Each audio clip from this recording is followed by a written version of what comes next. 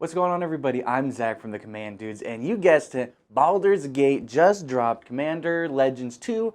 I'm hyped as can be. Why?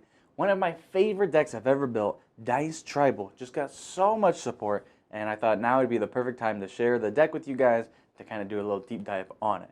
So, without any further ado, let's get this deck tech rolling. Little did he know that this dice was cursed.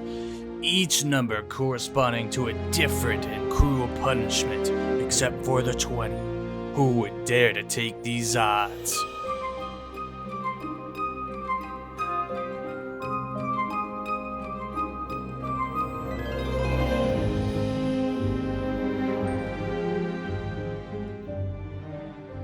Surely nothing bad happens when you roll a 1 in real life. Like, that's just in games, right? What is this feeling? Oh no! Oh God! Ah!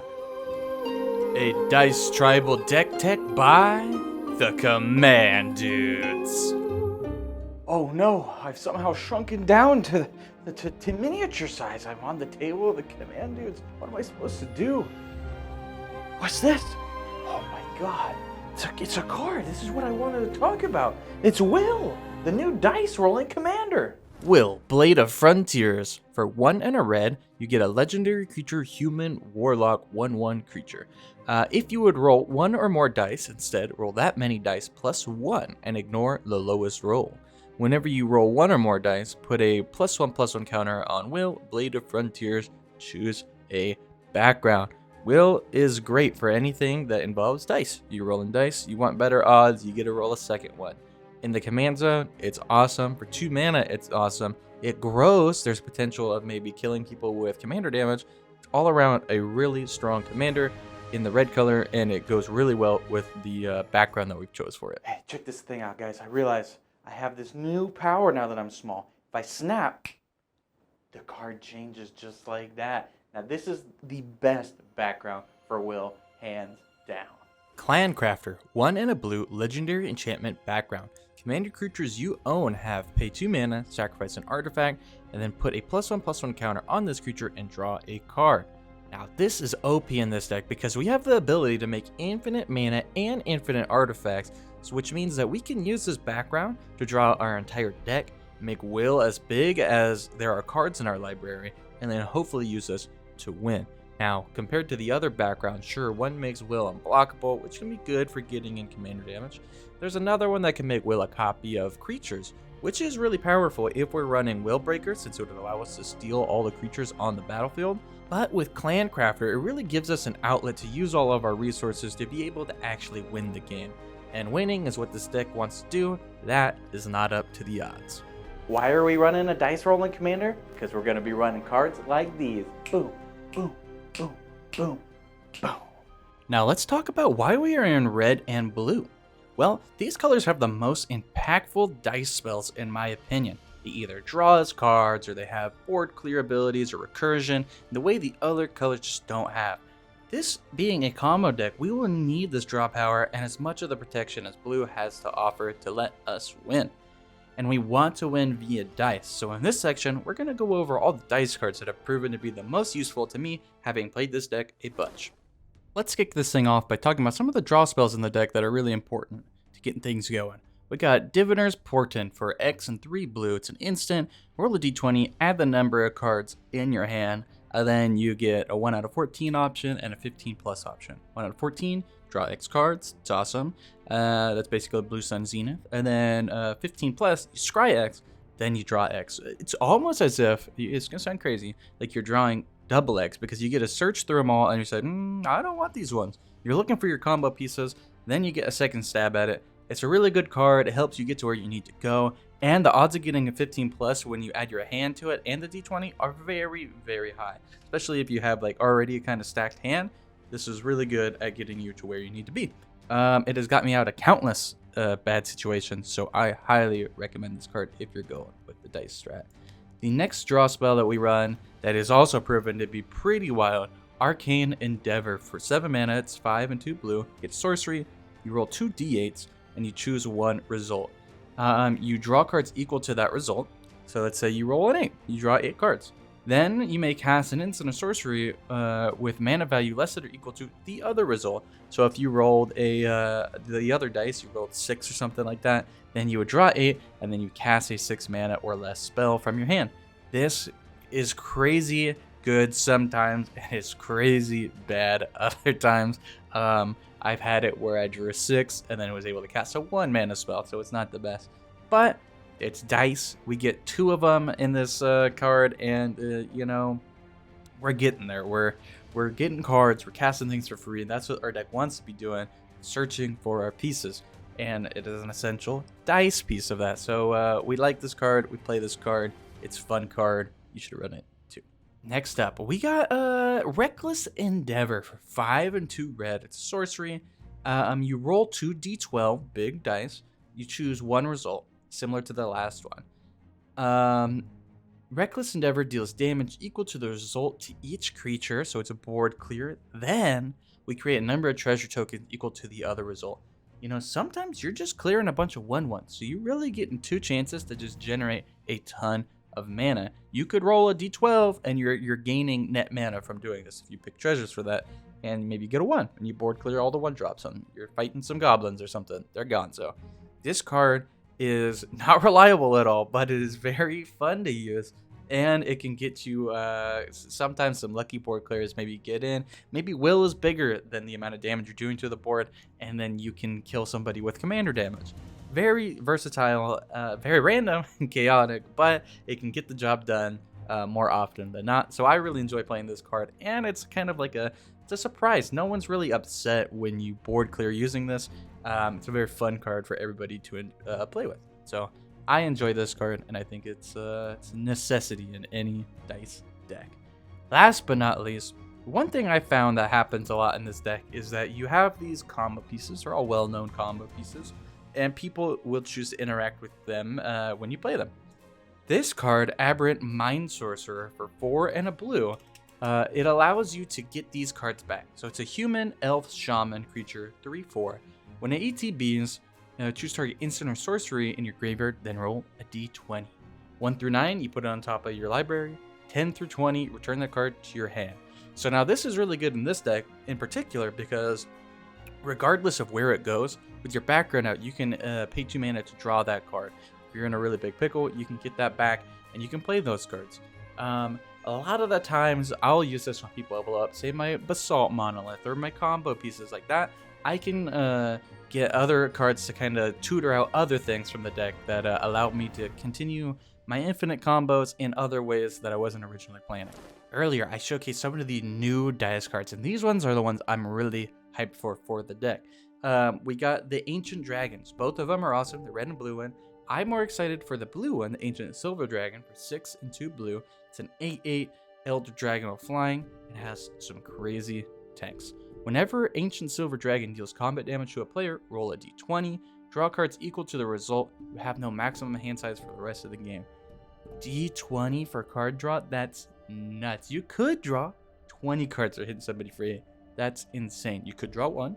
But with Wyll out, hopefully we'll get the chance to draw more than a 1. This card is very expensive mana cost wise, so I don't expect it to come out every game. But when it does, I think it's going to have a very, very big impact on the game. And it definitely is a must-kill creature when you see it put into play. And then next up, this is the card I'm most excited for the entire deck. The reason, basically, that I'm making this whole video, the Vexing Puzzlebox. 3 mana, it's basically a command sphere. I guess you could tap for a mana of any color, and then you roll a d20. And it has a static effect. Whenever you roll 1 or more dice, put a number of charge counters on it equal to the result. So each time we're rolling a dice, doesn't matter if it's a 6-sided die, 8-sided die, 12-sided die, 20, we keep on adding our results onto this. And you only get 1 per roll. So if you have Wyll out, you roll double, you only get the 1 that you chose, not all of the dice put together.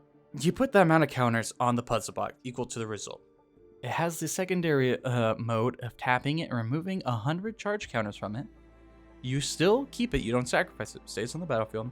And you search your library for an artifact card, put it onto the battlefield, and shuffle. Our win con is an artifact card, so this is a tutor that has to deal with dice. We love it, we love to see it, it helps us ramp, it makes us roll more dice, we get extra dice because of our commander. It's awesome. It buffs our commander every time we tap it for mana. This thing is, but it's insanely good. The artwork's awesome. It is the holy grail of dice cards. Super excited to be able to play with this card. Okay, so there are a ton of dice cards, and we're running red and blue, and that's where the majority of the good ones are, in my opinion. We're getting the draw power, we're getting the interactive stuff. We get things that can bring stuff back from our graveyard. It's awesome. But how are we gonna win? You know, it's kind of, most archetypes have like a win strat. You're having creatures, they all kind of buff each other, depending on your tribes. Sometimes they're unblockable like rogues and things like that. What can dice do? How does dice win? And well, I've come up with a very convoluted combo that takes a lot of effort to put together, and so it takes up a big portion of the deck because we really want to win with dice, and there's only one card that can do that, and that is the deck of many things.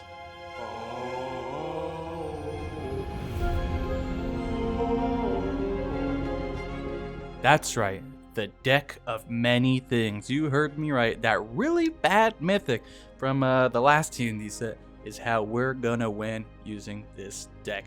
Now, what is the deck of many things? It's 5 mana, legendary artifact. Pay 2, tap it. Roll a d20 and subtract the number of cards from your hand. If the result is 0 or less, discard your hand. 1 through 9, return a card from your graveyard at random. 10 through 19, draw 2 cards. 20, put a creature card from any graveyard onto the battlefield under your control. When that creature dies, the owner loses the game.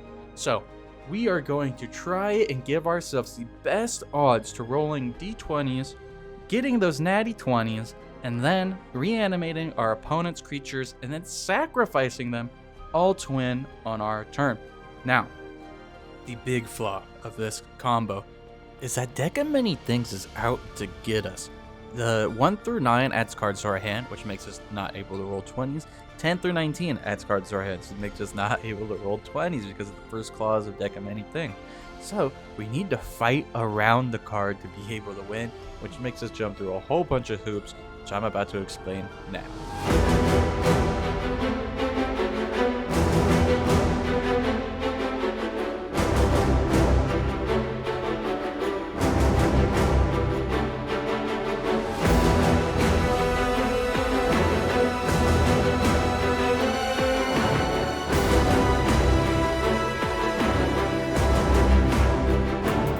A lot going on in this combo, so I'm going to try and make it as easy to understand as possible. So bear with me and pay attention. Let's explain this thing. Here we go. So first thing we need to do is we need to establish an infinite mana loop. The best way to do that in this deck is by playing Dockside Extortionist, Deadeye Navigator. What this does is it produces infinite mana, but it also produces infinite artifacts, which we can use with our background to draw out the rest of our deck. This will get us all the pieces we need in order to win. Next, we need to set up an infinite untap loop, which we'll do through Isochron Scepter and Dramatic Reversal. This combo will allow us to keep on using our deck of many things beyond the first activation. Next up, we gotta figure out ways to prevent these first and second modes of deck of many things from happening. So my workaround is using Tormod's Crypt and Omen Machine. Tormod's Crypt eventually is gonna exile our own graveyard, so we can't add anything back to our hand from our graveyard. And then Omen Machine says players can't draw cards, so the second mode of deck of many things won't matter at all. This will eliminate those first two and allow us to only be able to reanimate something from somebody's graveyard, thus giving us our chance to win. Lastly, we need a sacrifice outlet to actually win the game. I chose Astronaut's Altar. You could use any of the altars that you want. You just need a sacrifice outlet to be able to kill the creature that will reanimate from our opponent's graveyards. So now on to the combo. So starting off, we need to have 20 or more cards in our hand so that when we activate the deck of many things for the first time, whatever we roll will be a 0 or less. That means we will discard our hand, and then none of the modes will activate on deck of many things. Next, we can activate our Tormod's Crypt, exiling our entire graveyard, and then we go crazy. We keep on tapping and untapping deck of many things infinite amount of times, and none of the other modes will be able to do anything. We have no graveyard, we can't draw cards. So the only thing that will ever happen is the ability to reanimate the creature from someone else's graveyard, and then when that creature dies, that player loses the game. So we have an infinite amount of chances of doing this, and we can win.